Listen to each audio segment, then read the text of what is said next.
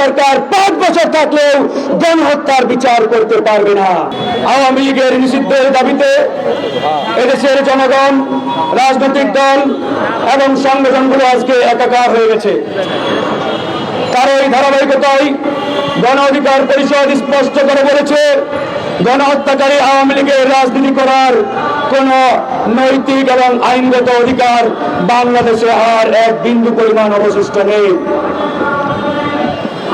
কিন্তু আজকে আমরা লক্ষ্য করছি, আওয়ামী লীগ ছাত্রলীগের নেতা কর্মীরা দেশের আনাচে কানাচে বিভিন্ন জায়গায় তারা ঝটিকা মিছিল বের করার দুঃসাহস দেখাচ্ছে এবং এই ছাত্রলীগের সন্ত্রাসীরা যে ঝটিকা মিছিল বের করার দুঃসাহস দেখাচ্ছে, এই দুঃসাহস দেখানোর পিছনে এই অন্তর্বর্তীকালীন সরকার অনেকাংশে দায়ী।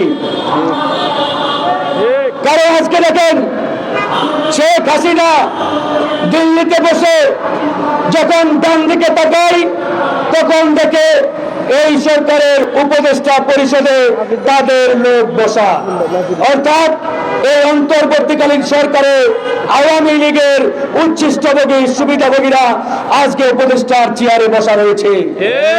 শেখ হাসিনা যখন বামে তাকায় দেখেন পুলিশ বাহিনীতে 80% পুলিশ হাসিনার আমলে নিয়োগ প্রাপ্ত। হাসিনার ডানে বামে সামনে থাকলে দেখতে পাই সচিবালয়ে 90% সচিব শেখ হাসিনার আমলে নিয়োগ প্রাপ্ত এবং তারা বহাল তবিয়তে। আপনারাই বলেন, ডানে বামে সামনে পিছনে চতুর্দিকে যদি হাসিনার লোকজন থাকে তাহলে এই হাসিনা আওয়ামী লীগ ছাত্রলীগ মিছিল করার দুঃসাহস দেখাবে না? আজকে এই সরকার 7 মাস পার করেছে, এই 7 মাসে আওয়ামী লীগের 2 ভাগ সন্ত্রাসীকে গ্রেফতার করতে পারে নাই। 7 মাস পেরিয়ে গেলেও আওয়ামী লীগের ভোট চোর, টাকা পাচারকারী, গডফাদারদের গ্রেফতার করে আইনের আওতায় নিয়ে আসতে পারে নাই। বন্ধুগণ, আজকে গণহত্যার বিচারের দাবি তুলেছিলাম আমরা।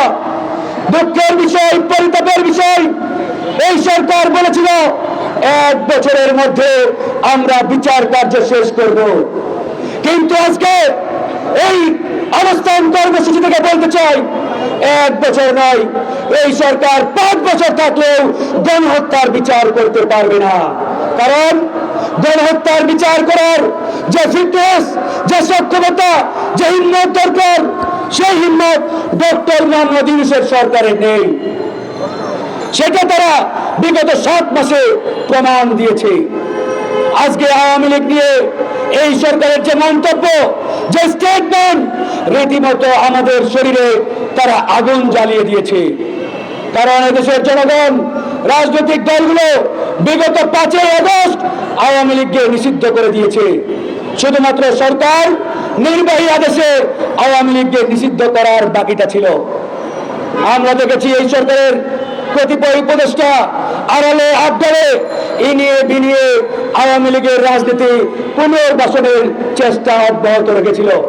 আমরা প্রতিবাদ করার পরে এ সকল উপদেষ্টারা এখন প্রকাশ্যে বলে না, তলে তলে আওয়ামী লীগের সাথে তারা সেই গোপন আতাত লিয়াজও অব্যাহত রেখেছে। ঘরে বসেই ট্রেড করতে চান? তাহলে আমরা দিচ্ছি তার বেস্ট সলিউশন। মার্কেটের সব প্রয়োজনীয় তথ্য জানা থাকলে বিনিয়োগের যাত্রা হয়ে ওঠে আরও সহজ।